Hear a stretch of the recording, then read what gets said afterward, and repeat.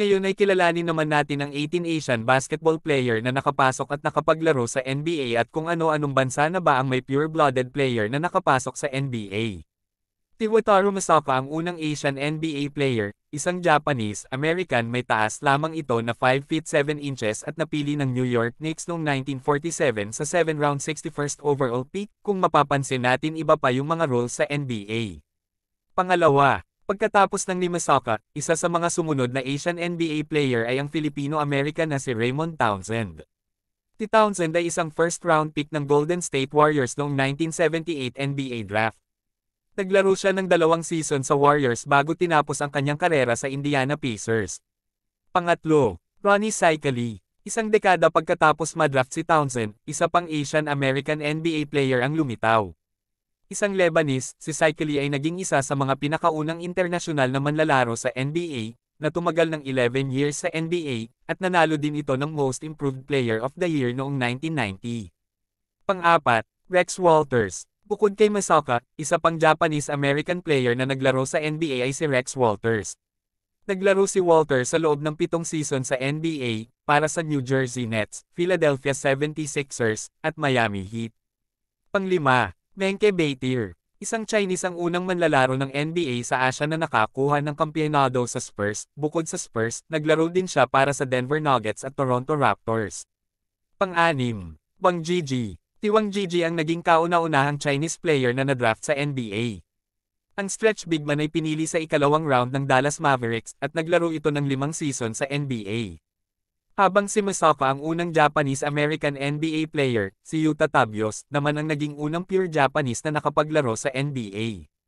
Pangwalo, Hasung Jin. Si Hasung Jin ang unang manlalaro naman ng South Korea na nadraft at naglaro sa NBA. Pinili ng Portland Trail Blazers sa ikalawang round, ang 7 feet 3 inches center ay nanatili lamang sa NBA sa loob ng 2 season. Pang-siyam, ang 7 feet 6 inches at first overall pick ng 2002 NBA draft na naselect sa Houston Rockets. Masasabing si Yao Ming ang pinakamahusay na manlalaro ng NBA mula sa Asia. Si Yao ay 8 times NBA All-Star at 5 beses na naging All-NBA team, at tinaguri ang Basketball Hall of Famer ng Asia, na ngayon ay isang basketball executive sa kanilang bansa. Yi Jianlian. Dahil sa hype na nakapaligid kay Yao, si Yi Jianlian ay tinawag na susunod na Yao Ming. Pagkatapos ng isang matagumpay na stint sa Chinese Basketball Association, si Yi ay ginawang ika-6 na overall pick ng Milwaukee Bucks. Bagamat hindi kasing dominante ni Yao si Yi, nagawa niyang maglaro ng 5 season sa NBA. Ang kanyang best season ay sa New Jersey Nets kung saan nag-average siya ng 12.0 points at 7.2 rebounds per game 2009 hanggang 2010. Sun Yu. Bagamat madalas na nagpapadala ang China ng malalaking tao sa NBA, si Sun Yu ay isang forward. Si Sun ang naging pangalawang Asian at Chinese NBA player na nanalo ng NBA championship noong 2009 sa team ng Los Angeles Lakers kasama si Kobe Bryant.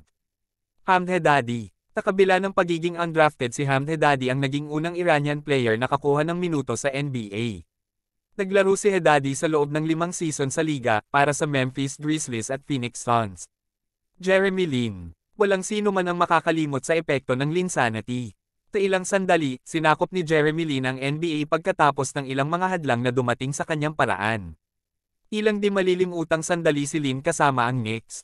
Makalipas ang ilang taon bilang isang Raptor, siya ay naging ikatlong manlalaro ng NBA na may lahing Asyano na nanalo ng kampyonado sa NBA. Zhou Qi. Ilang taon pagkatapos ng pag-alis ni Yi Jianlian sa NBA, si Zhou Qi ang naging unang Chinese na manlalaro na naglaro sa NBA mula noon. Naglaro si Zhou sa 18 laro sa 2 season para sa Houston Rockets. Yuta Watanabe. Mula noong Yuta Tabios, si Yuta Watanabe ang naging unang ganap na Japanese player na tumuntong sa hardwood ng NBA. Naging solidong manlalaro siya para sa Memphis Grizzlies, Toronto Raptors, at ngayon sa Brooklyn Nets. Sa kasalukuyan, isa lamang siya sa 4 na aktibong manlalaro ng NBA na may lahing Asyano. Bukod dito, nangunguna siya sa liga sa 3-point percentage na may 51.4% sa nagdaang regular season ng 2022-2023. Rui Hachimura. Bukod kay Yuta Watanabe, ang pangalawang Japanese player sa NBA ay si Rui Hachimura. Si Hachimura ang naging unang manlalaro ng Hapon na na-draft. Higit pa rito, siya ang pang-4 na may pinakamataas na draft na Asian player. Sa 4 na season mula sa Wizards hanggang ngayon sa Lakers, si Hakeem Murray ay may average na 13.1 points, 5.4 rebounds, at 1.4 assists per game. At ang ating kababayan na si Jordan Clarkson. Si Jordan Clarkson ang naging unang Filipino-American mula noong Raymond Townsend na nakakakuha ng solidong minuto sa NBA floor. Ang kanyang husay pagdating sa scoring ay naging dahilan para maging one of the main player ng Utah Jazz. Sa kanyang karera sa NBA, si Clarkson ay naging All-Rookie team at nanalo sa 6th Man of the Year noong 2021. Nakapuntos din siya ng hindi bababa sa 10,000 points at nakabreak ng ilang record ng Jazz franchise. Jalen Green. Bukod kay Jordan Clarkson, si Jalen Green ay nagmula rin sa Pilipinas na matinang pure Filipina.